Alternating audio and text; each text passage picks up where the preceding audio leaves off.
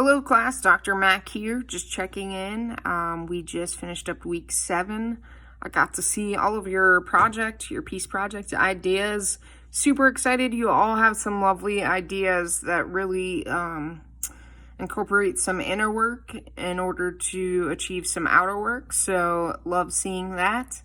This is a project that is going to span the next 5 weeks, and so I really invite you to take the time needed to put the energy into it, because it is definitely very rewarding. I know in some spaces and in some of your projects it may be uncomfortable, and that's okay.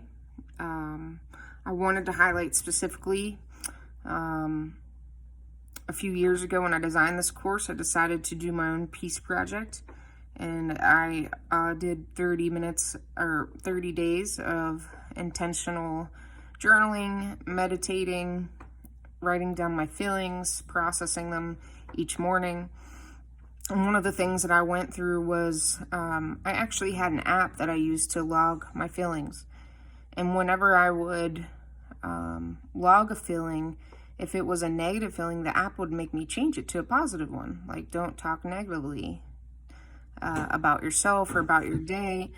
And it frustrated me because, here I was saying that it's important to stand in your pain, that it's uncomfortable, and we shouldn't always take those words and turn them around to positive, because when we don't feel, we don't really address what the core issue is. And so I stopped using that app, is what I'm saying, because I didn't think it was realistic to not stand in your pain or to identify it or to be uncomfortable and really grow from that. And so I just wanted to share that example. It's okay to be uncomfortable. It's okay to struggle. It's okay to mess up one day with your practice. It's okay. So keep that in mind as you go forward. I also wanted to note this week we'll take some time to explore some different peace building tools. Feel free to be creative with this. My dissertation, if you actually look it up, was done with a peace building framework, actually pulled from restorative justice, which was pulled from restorative peacemaking circles.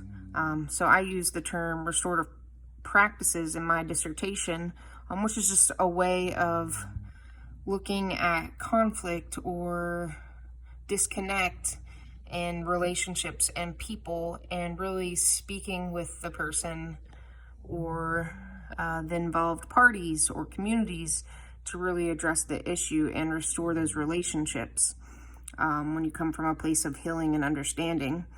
And so these concepts are really important to me.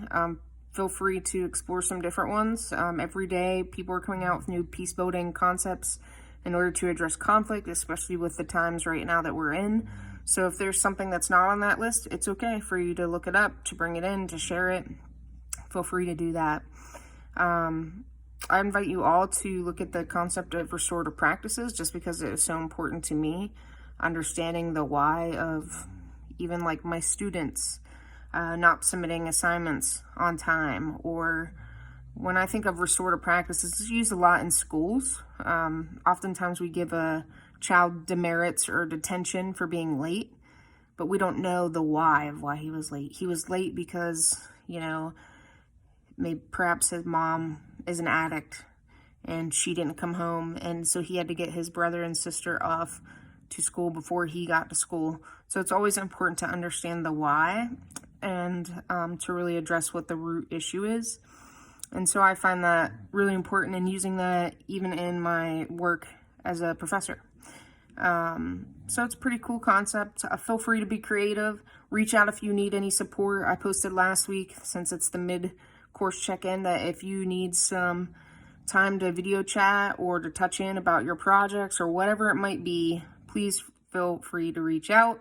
I have a few video calls scheduled with you all. Some of you took advantage of that.